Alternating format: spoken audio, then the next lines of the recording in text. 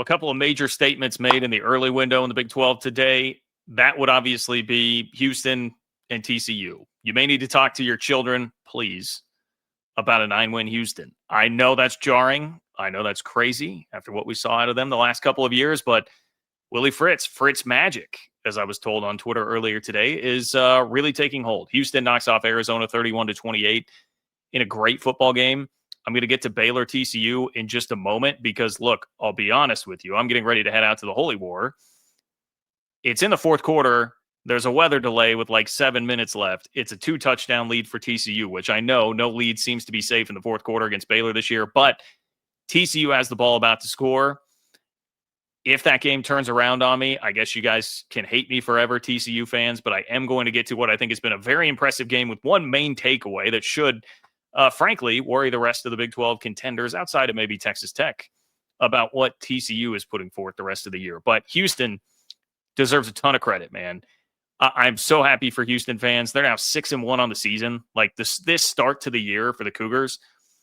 What a job by Willie Fritz and his staff, man. Say what you will about who they've played. Say what you will about what happened against Texas Tech. Like, I do not care. It doesn't matter. This is a program that the last couple of years has not been anywhere near what it has been this year. And one of the big reasons is just having competent quarterback play. Connor Wigman today, 15 of 23, 164 yards, 3 touchdowns. He also had 98 yards rushing and another touchdown. Like, he was throwing one of those key third down conversions on the drive that set up the game-winning field goal. He is just putting his body on the line completely. Like, it is having quarterback play the level that Connor Wigman is giving Houston has made all the difference. You know that they're going to have a pretty good defense, right? And this is maybe not a banner day for it, giving up 381 yards, 28 points to Arizona. But Connor Wigman makes the difference in a wild game of swings and runs. This was kind of like a basketball style game, right? Because you have Arizona jumps out 14-7. They're in control-ish early in the game, but then sandwiched around halftime. You get 21 straight points from Houston when Wigman and the offense really woke up.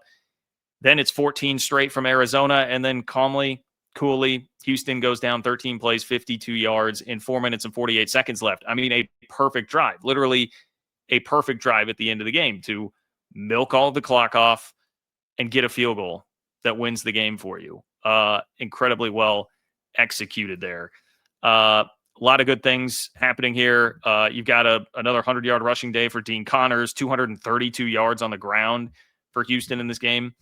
And on the Arizona side, man, as good as you feel for Houston after pulling this one out and getting to 6-1, and I do want to talk about the rest of the season for Houston. I said, talk to your children about a 9-win Houston for a reason. We could be having the same conversation about Arizona had the last 2 weeks just gone slightly differently. I mean, I feel for Brent Brennan. I was seeing some of Jason Shear's reaction, who does a great job covering Arizona, saying, hey, I think this might be a game where Brennan loses the fan base again a bit.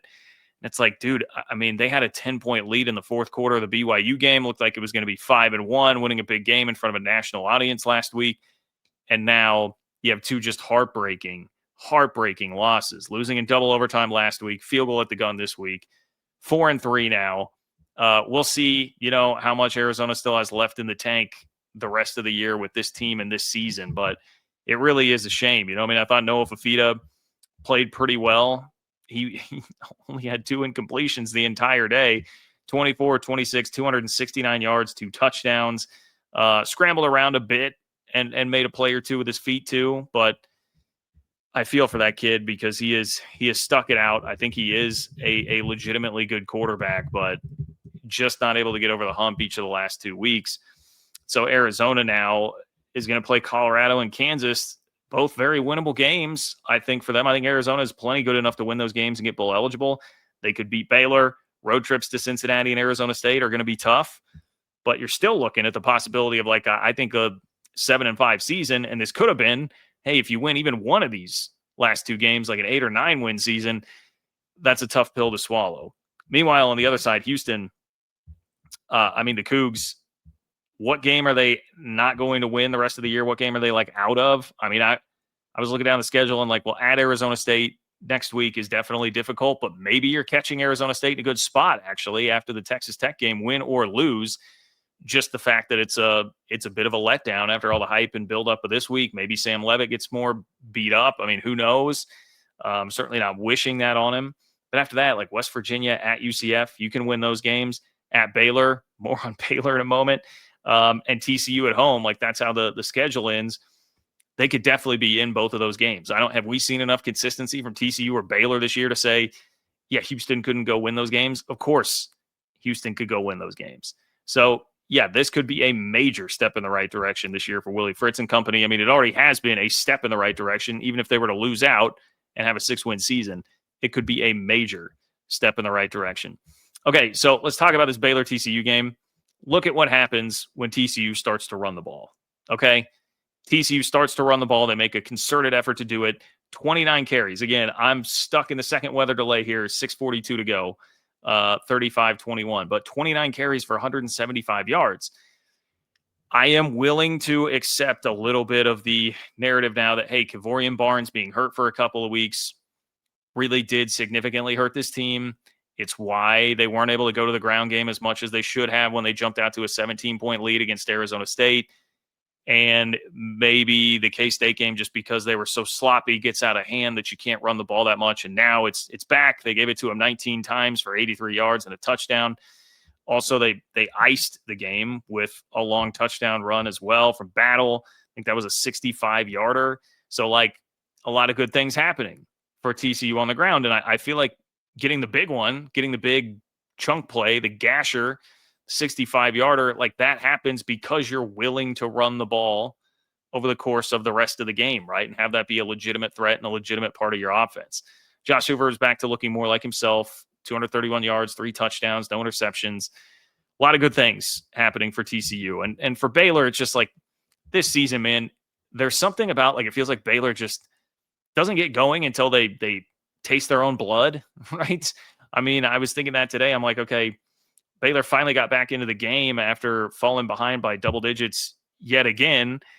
And it's like the K-State game that had to happen. They have a 14-point fourth quarter comeback. The SMU game, obviously, a 14-point comeback with just like 5 minutes left in the game. You got this one where they start to play with a little more energy once they're down big, but just sloppy. Baylor has a key turnover, a fumble lost early in the game. Josh Hoover's just not, or rather, Sawyer Robertson's just not looking sharp. He's got, 17 of 37 for Sawyer Robertson right now. He's always hot or cold, right? He's a streaky passer. This is not somebody that's just consistently back there throwing dots.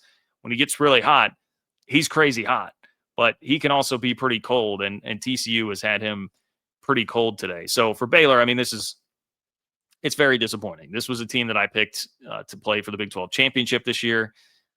They just can't find enough consistency, and their defense is just simply not good enough. That's really what a lot of this comes down to. That defense is simply not good enough. The offense is not dominant enough to overcome that.